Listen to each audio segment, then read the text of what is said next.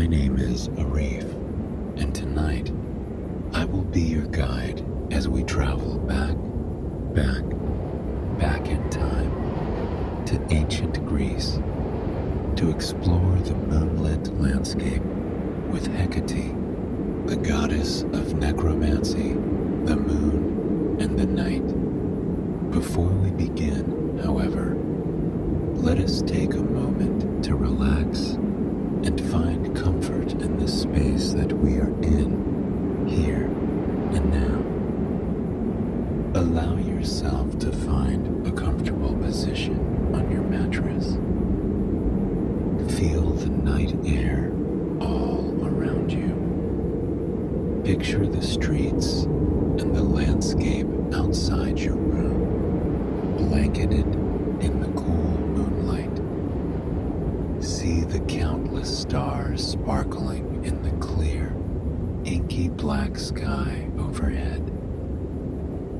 As you breathe in and out deeply, feel the freshness of the moon-kissed air filling your lungs. With your eyes still closed, try and imagine the moon floating just over your bed. It can be any size you want and shape. It is yours to create. Feel how soothing its light is as it peacefully floats above you. A cosmic wonder that makes you feel utterly connected to your deepest self.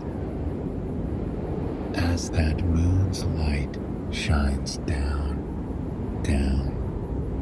on you, feel your muscles relaxing more and more and more and more, and the weight of the day melts away from you.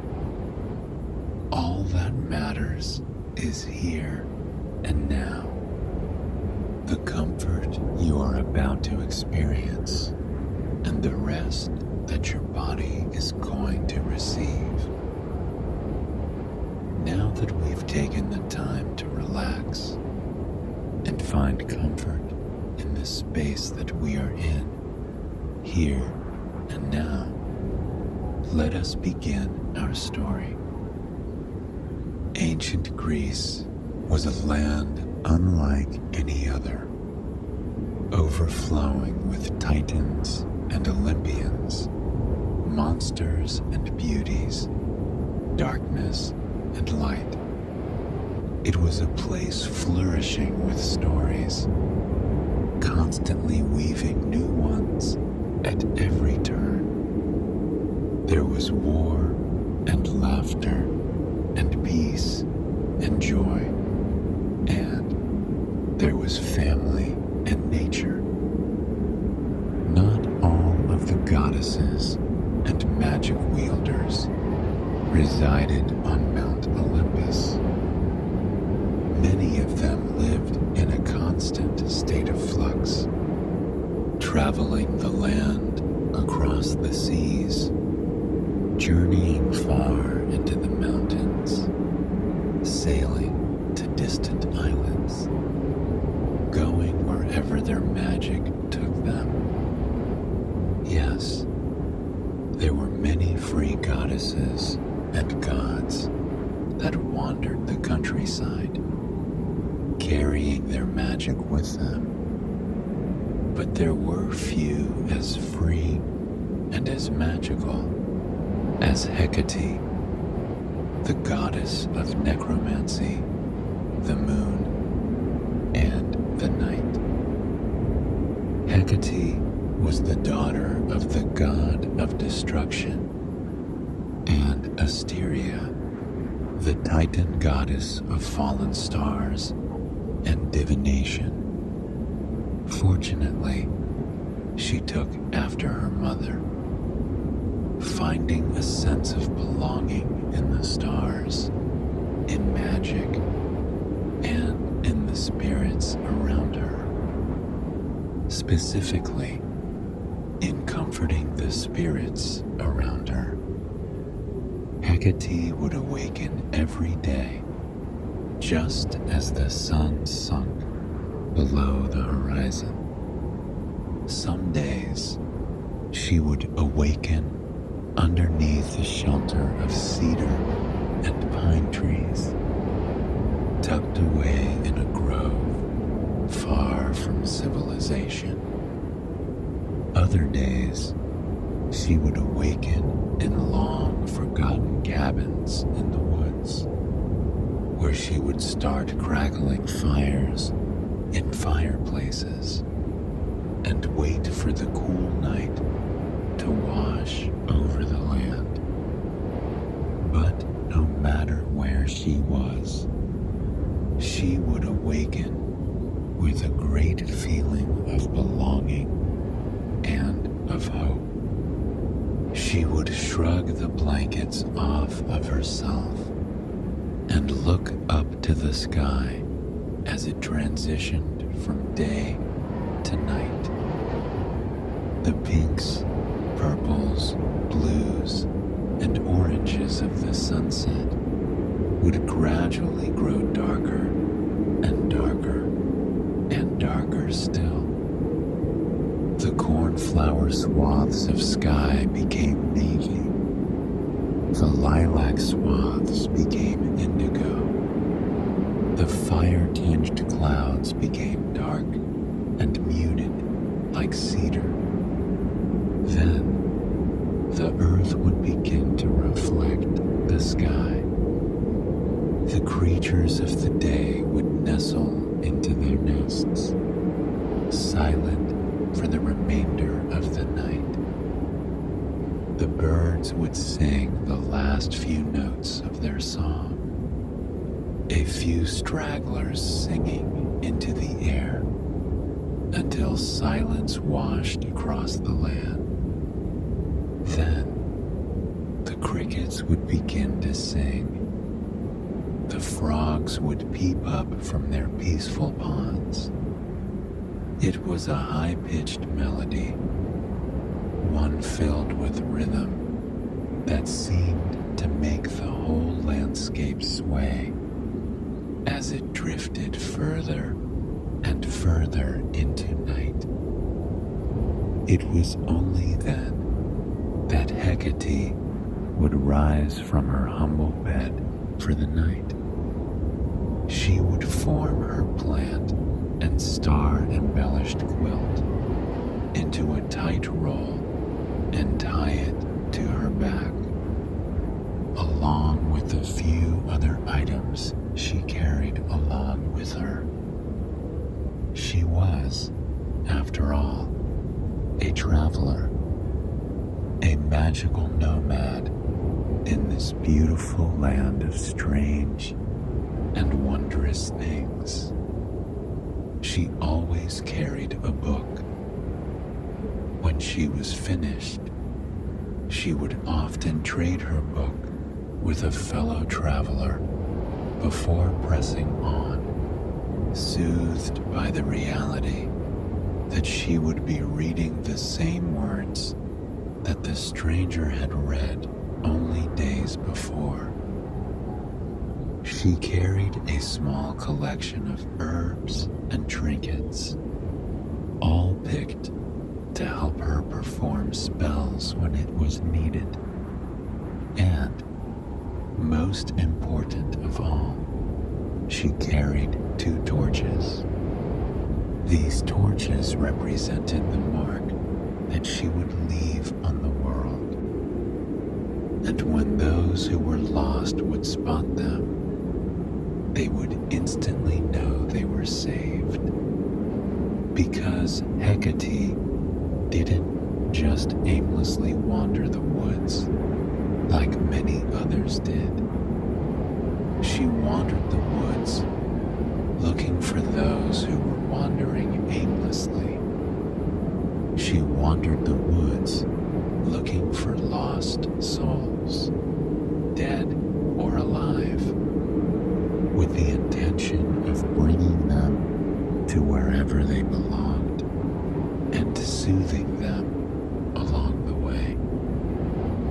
It was her role in the world, one that she took on with great pride.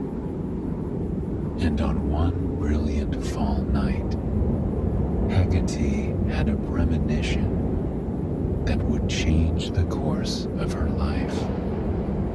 It was the first cold night of the fall, when Hecate awakened as the sun set.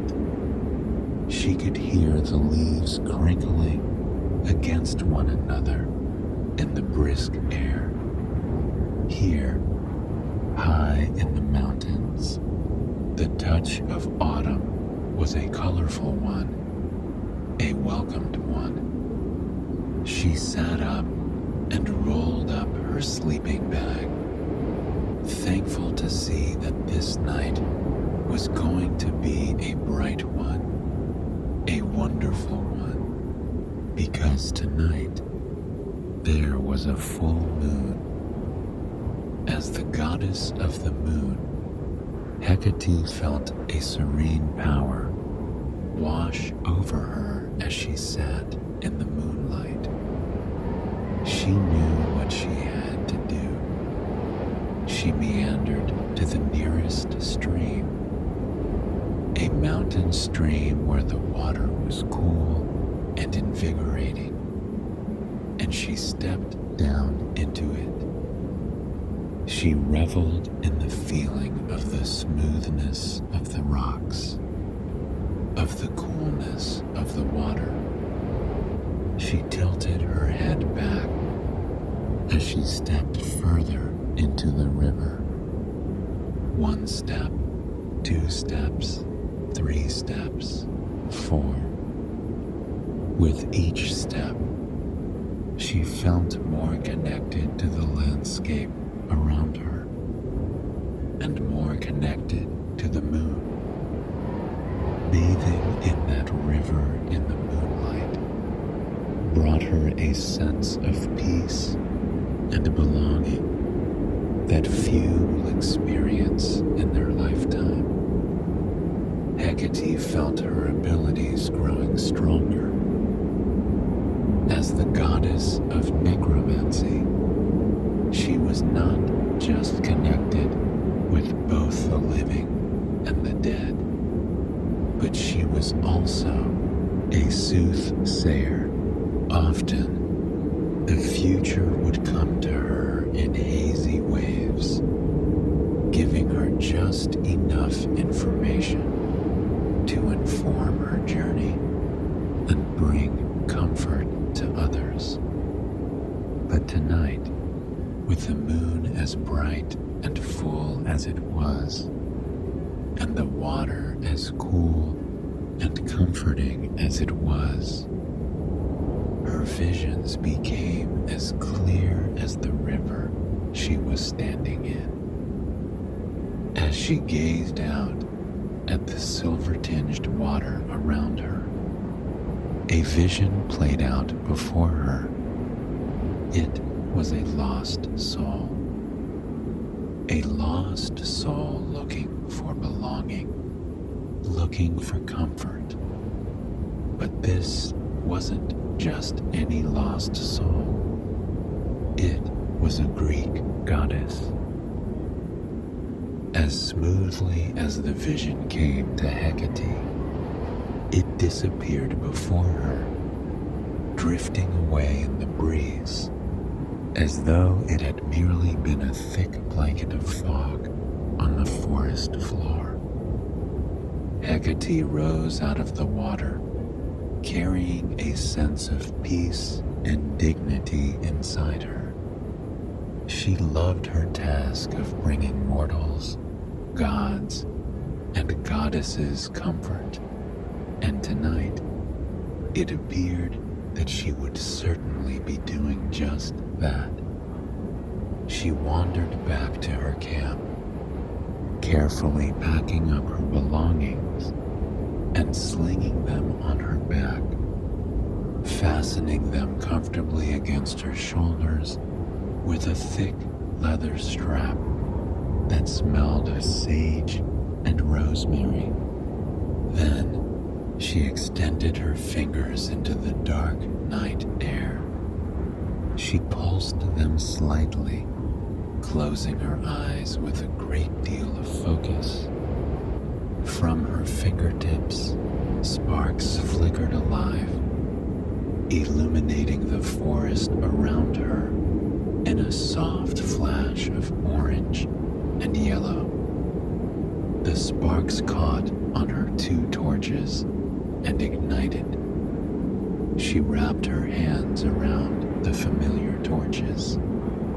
It was her task every night, meandering through the forests and mountains, with the torches held before her, urging all who were lost to follow her towards the light, towards their future. As she walked, she kept her eyes closed.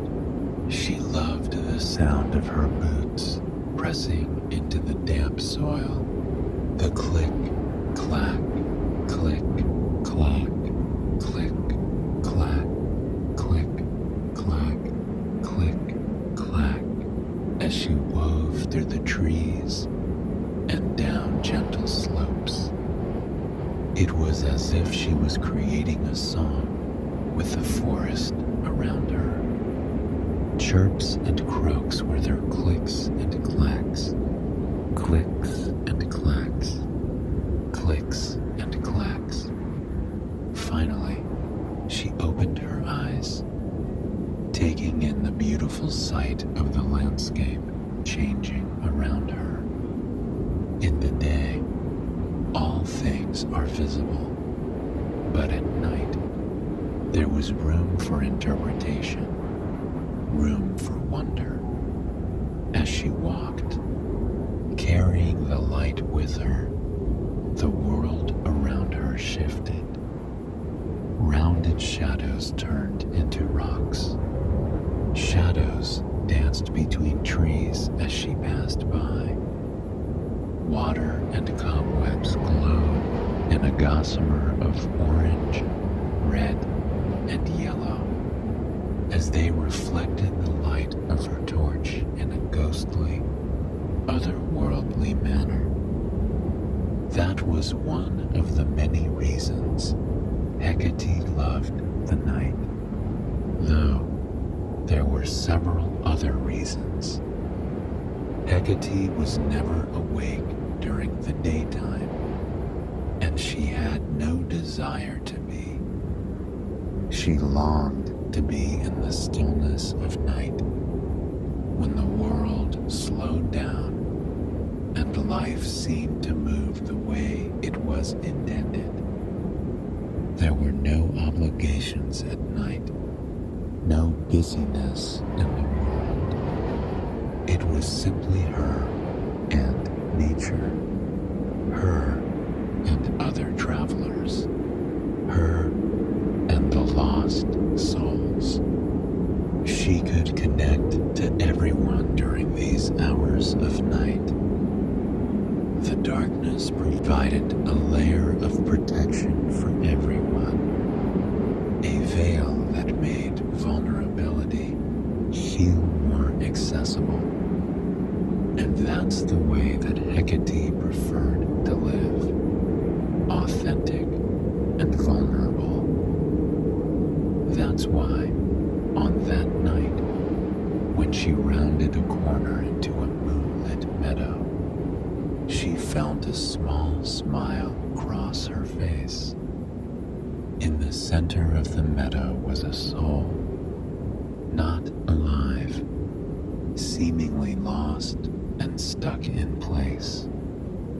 It was a ghostly form of a human, a haze in the dark night that you would miss if you were not looking closely enough. And still, Hecate could see the concern on the soul's face. She walked toward the soul, exuding warmth and a maternal energy most reserved for their own children. But for Hecate, these lost souls were her children, closer, illuminating the soul with her 2 torches. "Hello, my child.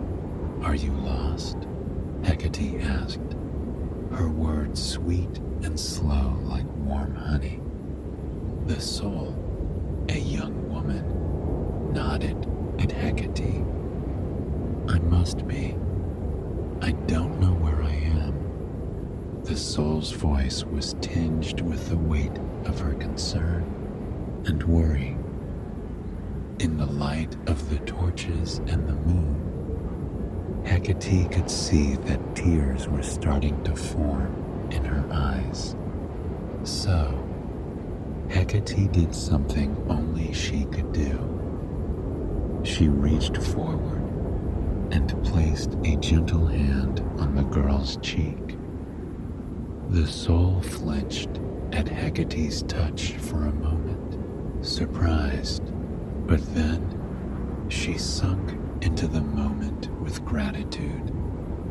"It's been very long since I've been held," the soul said. "Well, you won't have to worry about that much longer, my dear.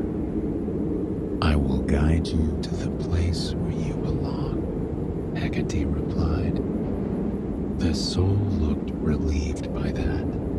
So, Hecate led the soul down the winding path through the meadow. In the light of the moon, the wildflowers flourishing in the sweet grass became entirely visible. The soul gazed out at them in wonder, a look of serenity washing away the tension she had been carrying only moments ago. "Would you like to take one with you? There are flowers where you're going, but perhaps you'd like one to remember this place by." The soul nodded eagerly at Hecate's suggestion. Hecate leaned down and plucked the most beautiful flower she could find. It was a lupine, its brilliant purple buds, almost silver and otherworldly this time of the night. With care, Hecate tucked the flower behind the soul's ear. The soul touched the flower in disbelief. Hecate gave her a warm smile, urging her to take care of the lupine. As they made their way through the forest, Hecate reassured the soul that everything was going to be just fine. Where she was going was a marvelous place, a place of rolling meadows and souls at peace as far as the eye could see.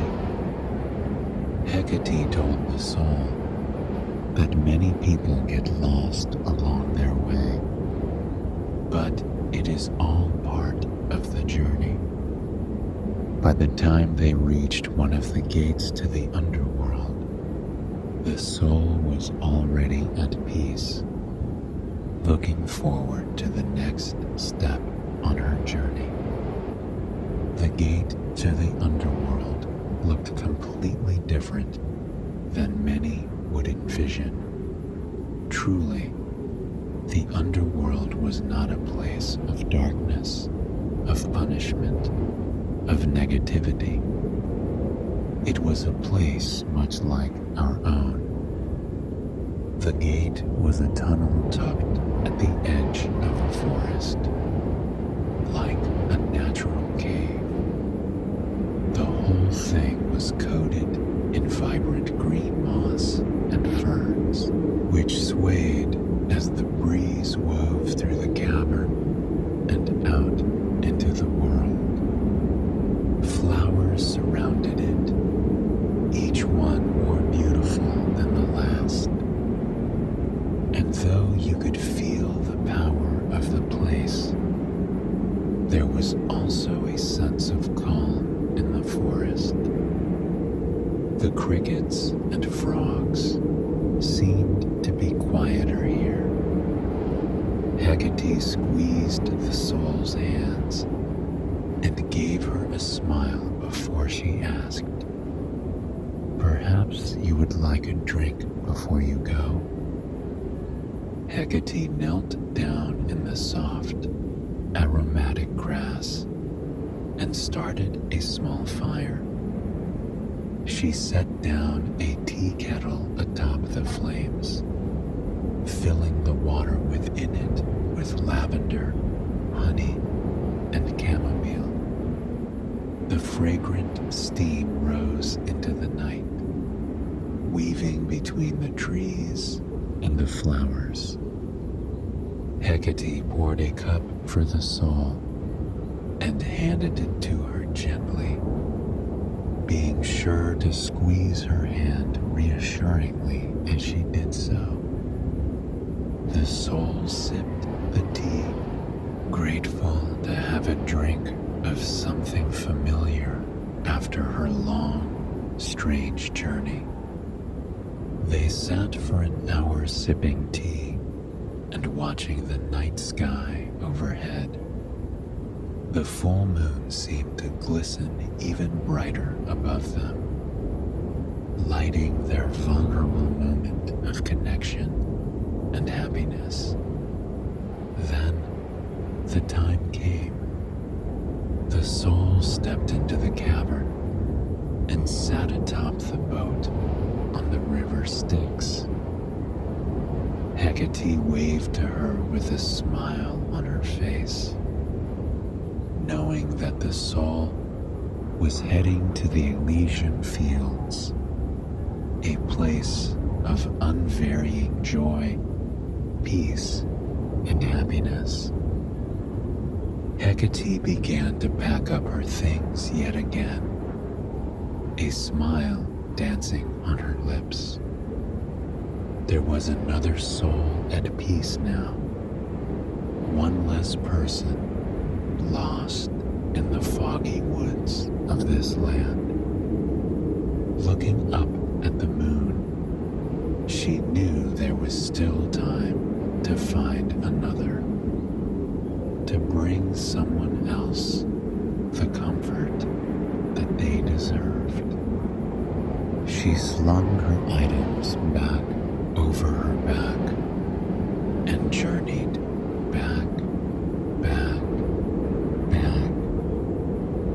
to the meadow that she had found the soul in earlier that night. For a moment, she stopped just to smell the flowers and breathe in their fragrance mixed with the smells of the midnight air. She felt most fully herself in these moments of solitude, when it just seemed to be her, the moon, and the earth around her. Only, this time, Hecate was not alone. Across the meadow, the silhouette of a beautiful woman meandered through the flowers. Hecate watched as this mystery woman turned her gaze to the sky more than once, twirling and reveling at the cosmos overhead. Hecate stepped closer to the woman. Not only was she drawn to her beauty and spirit, but Hecate noticed something else about the woman. There was a kind of power exuding from her, the kind of power that few people on earth possessed, unless that person was a goddess. The mystery woman, however, didn't seem to notice Hecate at first. She dipped her hands down into the meadow, plucking flowers gently and holding them closer to her nose, breathing their scent in deeply. It was only when Hecate Hecate was a few feet before her that she noticed who this beautiful, strange woman was. It was Persephone, goddess of spring, daughter of Zeus and Demeter. And if there was anything Hecate knew about Demeter, it's that she wouldn't be happy that her daughter was wandering in the night without her. "Does your mother know you're here, Persephone?" Hecate asked, a friendly smile on her face. Persephone nodded with respect at Hecate, though there was a mischievous glint in her eyes. Perhaps, perhaps not. Well, rest assured, I will not be the one to tell her, Hecate replied. Persephone bowed slightly with gratitude. The two sat in the meadow together for quite some time. They were not close, but not strangers. And truly, Hecate knew much more than she would ever admit to Persephone. As a frequent traveler between the underworld and the world of the living, Hecate was well aware that Persephone was smitten by Hades, the god of the underworld, and she deeply understood that Hades was smitten by Persephone as well. Anytime Hecate traveled through the underworld, she would catch Hades writing poetry or gazing at springtime flowers with longing. He was not a hard man to read, Hades. A misunderstood man, certainly, but not a challenging one to read. It was a secret romance, one only few were privy to, and one that even fewer would understand. Hecate, however, understood it completely. Love does not always make logical sense. It is a power that none can wield and none can control. After talking for quite some time, Hecate rose to her feet to continue looking for lost souls. Although, uncharacteristically, she was unaware that there was one before her. As Hecate stepped away, the earth before her opened up. Persephone looked around in confusion, and then, quickly, she was pulled down, down, down, down into the earth. She didn't look scared, merely surprised. Hecate extended her hand, offering it to the young goddess. But Persephone merely shook her head, and then she was gone. It was only moments later that Demeter appeared, frantic. She asked Hecate where her daughter had gone, and Hecate told her the truth. She said it calmly, not trying to alarm Demeter. But Demeter was not pleased. She said her daughter had no place in the underworld, though Hecate knew this wasn't true. She promised to lead Demeter to the underworld to see her daughter. She was, after all,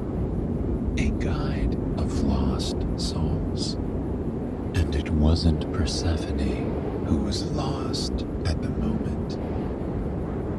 Hecate meandered down the familiar trail, humming to herself along the way. Demeter was on edge, but Hecate's energy gradually seemed to calm her down. As they entered the underworld, Demeter looked around with concern. There were holes in the ceiling, skylights looking up into the world above. Moonlight poured in through them, illuminating the mossy, fern-coated cavern walls in a silvery light. Hecate had always found it beautiful, otherworldly, perhaps the closest physical representation of magic that one could see. After they crossed the river Styx, they traveled up a winding path until they reached the home of Hades himself. Hecate greeted him with a bow and a smile. "Nice to see you again, Hades." Hades bowed back. "And you, Hecate?" Then, with less enthusiasm, he asked, "What brings you here, Demeter?" Overwhelmed, Demeter demanded to know where her daughter was. "Have you hurt her?" she asked, her voice wavering with accusation and worry. Hecate watched as Hades' face fell. In a wounded tone, he told Demeter, "I would never dream of hurting Persephone. I will never hurt her for as long as I live." Hecate knew this to be true, but Demeter wasn't so certain. That is when Persephone stepped into the room.